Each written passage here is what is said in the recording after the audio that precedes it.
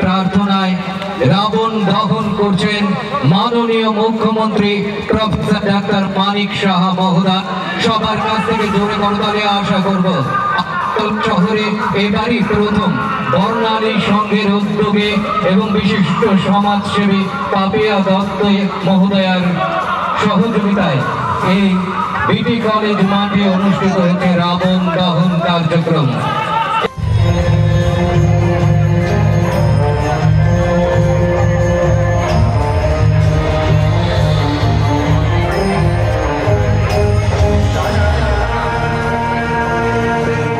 Ramayana পরিবেশনায় Nrityangan dance একাডেমির শিল্পীরা, নির্দেশনায় রয়েছেন প্রখ্যাত নৃত্যশিল্পী।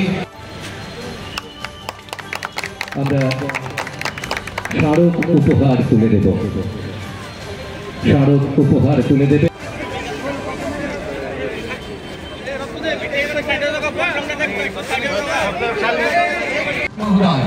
সবার কাছ থেকে জোরে করতালি আশা করব। সবাই একত্রিত ভাবে বলুন জয় শ্রীরাম, জয় শ্রীরাম। সবাইকে আন্তরিক শুভেচ্ছা।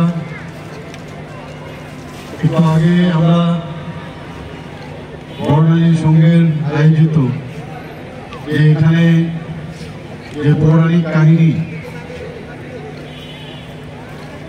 রাম কথার আমরা দেখলাম এবং আমরা সবাই জানি, এবং প্রতি বছর আমরা দেখেছি যে একদিকে যে আজকে যে বিজয়া দশমী যে যেমন যে অসুরকে বধ করেছিল মা দুর্গা, আরেকদিকে আরেক কাহিনী লর্ড রামা রাবণকে যেভাবে বধ করেছিল সে আজকের এই শুভ দিন।